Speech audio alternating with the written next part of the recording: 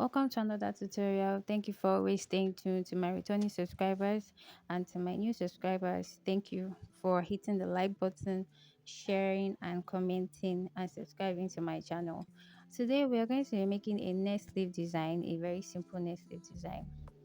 So this is my sleeve pattern and I'm marking the length of my sleeve.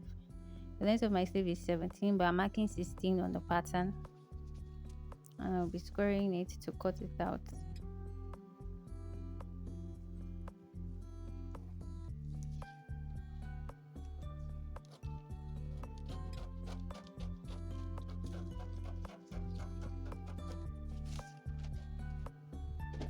So from the top of the sleeve, I'll be marking 5 inches, which is where my lace will start from.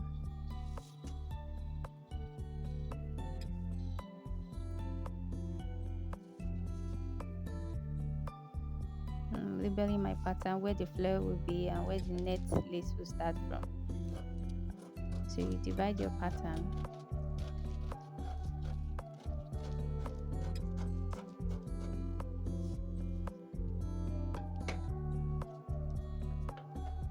So on the flare part, I'm going to be creating slash lines where I'll be cutting through to create my flare. So it's just a simple trick. You can use ruler for this, but I'm going to be folding my own paper pattern to create the slash lines like so.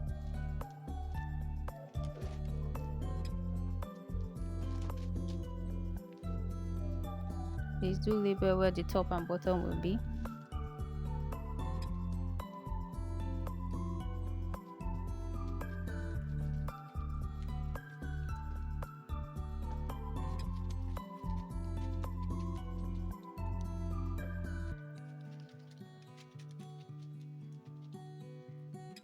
So we transfer it to another paper. This is where I'll be adding the total amount of volume I'll be needing. So I added 3 inches, I added 2.5 inches in some parts. So you can go ahead and add as more if you want it very full or exaggerated. So these are the patterns, they are ready. So you transfer to your fabric, and that's the 1 inch band. So I've transferred it. This is the lace for the top part, and the veil net will be the flare, the 1 inch band. So I cut mine as 1.5, that's 3 inches when you fold the 1.5. So I'll be using one sleeve to illustrate how it will be, how I will be stitching it. The lace will be on top while the net will be in the middle.